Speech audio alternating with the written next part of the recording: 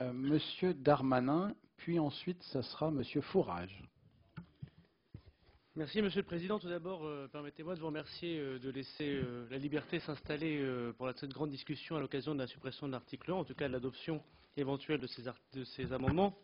Je voudrais, puisque c'est désormais une discussion que nous avons entre nous, pouvoir revenir sur quelques paroles dites par nos amis collègues de gauche. D'abord, sur le droit de vote des femmes, je veux quand même rappeler que c'est le général de Gaulle qui l'a donné, parce que les socialistes et les radicaux de gauche, dont certains se prévalaient d'une espèce de philosophie politique attachante, le refusaient sous prétexte que les femmes étaient trop attachées au curé et qu'ils avaient donc un vote conservateur.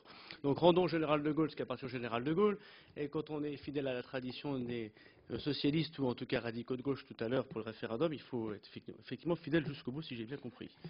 La deuxième question, tout à l'heure, c'était mon collègue et ami Yann Gallu, il m'en voudra pas si je le cite, il disait que tout à l'heure la position, l'attitude de notre collègue, éminent collègue Mariton, a été insupportable. Je n'ai rien trouvé d'insupportable dans l'attitude d'Hervé Mariton. En revanche, certaines attaques ad hominem, pas simplement dans cette commission, Monsieur le Président, mais aussi dans le débat public, font parfois pas très honneur au débat public. Je prendrai tout à l'heure ma collègue Virginie Duby-Muller, qui est assise à côté de moi et très admirablement intervenue tout à l'heure dans l'hémicycle. Et une de vos collègues du groupe socialiste vient de dire sur les réseaux sociaux qu'elle n'avait pas le monopole de l'utérus. Je ne suis pas tout à fait sûr que ce soit avec ce genre de débat aussi qu'on avance dans ce débat.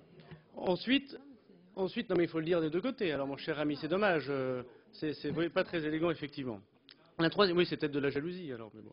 La troisième chose, c'est que tout à l'heure, quand notre rapporteur pour avis, j'ai pas très bien compris le sens de son intervention. Ça me paraissait un peu étonnant qu'une rapporteure pour avis puisse nous dire qu'elle avait reçu un mail et témoigner en expliquant qu'effectivement, une famille avait témoigné de ces questionnements. Il est pour moi pas tout à fait dans mon droit de dire que ce mail n'existait pas. Je pourrais dire tout simplement à Madame le rapporteur que nous pourrions tous trouver 1000 raisons de lire des mails, de lire des lettres de gens qui sont pour ou contre d'ailleurs tous les projets de loi que nous votons. Et je ne suis pas sûr ainsi que l'on fait correctement la loi.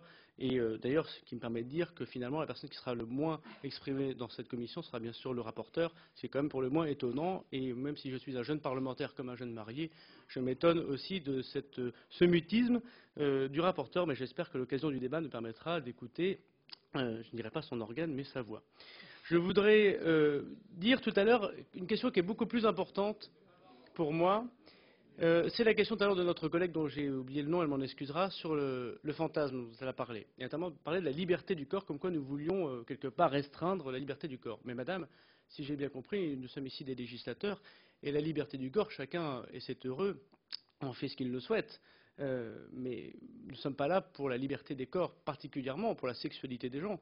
Nous sommes là pour régler des problèmes de société, et notamment pour que, du point de vue de l'intérêt général, la société essaye au mieux de se porter. Et la famille, qui est une cellule constitutive de la société, doit être stable. Et cette stabilité naît par le mariage. C'est comme ça que la société française, mais bien d'autres sociétés... écoutez, je ne vous ai pas interrompu, madame.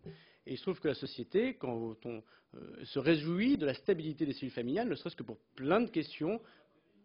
Non, pour la question du logement, pour la question d'élever des enfants, pour pouvoir apporter une éducation aux enfants. D'ailleurs, quand nous sommes un certain nombre à être élus locaux, avant peut-être la fin du cumul des mandats, à être d'élus locaux, pour que nous pouvons marier. Et quand on marie, on demande bien sûr la fidélité, on demande la réciprocité entre époux, on demande l'égalité, mais aussi on demande de fonder une famille et de pouvoir élever les enfants. Ce n'est pas simplement une question de liberté de corps, madame. C'est aussi une question de société et pas simplement de sexualité, d'orientation sexuelle ou d'envie particulière.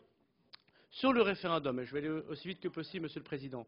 Sur le référendum, d'abord, encore à mon collègue Gallu, mais pas seulement, les questions de forfaiture, puisqu'on a parlé du mot de Monerville, on pourrait aussi les trouver chez le président Mitterrand, qui refuse de signer les ordonnances. Souvent, la Constitution, on s'y attache quand on n'a pas grand-chose à dire à la lettre. Parce que, dans l'esprit, la volonté du général de Gaulle et des législateurs et de Michel Debré, en relisant, puisque vous êtes un fin juriste, je sais que vous êtes maître, cher collègue, vous n'êtes pas docteur, vous êtes maître, vous êtes peut-être docteur d'ailleurs, il faut quand même considérer que le référendum a été voulu à la fois par le législateur en 58, par le constituant, mais aussi à chaque fois que nous avons modifié les articles, notamment l'article 11, il a été voulu pour que nous consultions le peuple à un moment donné où manifestement le Parlement soit considéré qu'il n'était pas tout à fait légitime à trancher la question, soit considéré qu'il y avait une crise grave comme la dissolution au sein du pays et que cette crise devait être réglée sur des questions d'institutions, sur des questions de société, sur des questions européennes, par le peuple, pour qu'on ne puisse pas continuer à diviser notre pays, qui est un pays avec un tempérament latin, qui a ses avantages et ses défauts, et qu'on puisse tous ensemble aller de l'avant une fois que le peuple a tranché. Je pense que ce serait une voie raisonnable de la part du président de la République, dont on nous dit qu'il a un caractère modéré. Je pense que ce serait une voie raisonnable, puisque nul ne peut ignorer, et qu'importe la bataille des chiffres, il aurait été intéressant, Monsieur le Président de la Commission des lois, que nous auditionnons dans votre commission le préfet de police pour nous comprendre comment il fait ses comptages de manifestants, ce qui réglerait ad vitam, le problème des comptages. Nous savons que la majorité, notamment le président de la République, le Premier ministre et le ministre de l'Intérieur, sait combien à peu près il y avait de vrais manifestants dans la rue. Mais qu'importe, je veux lire, et je voudrais terminer là-dessus, monsieur le Président, vous lire une très jolie phrase d'un grand écrivain français, et c'était dans le Figaro, vous m'excuserez d'avoir mes lectures. Des centaines de milliers de Français ont défilé, ils n'étaient pas là pour leur salaire, leur pouvoir d'achat ou leurs acquis sociaux.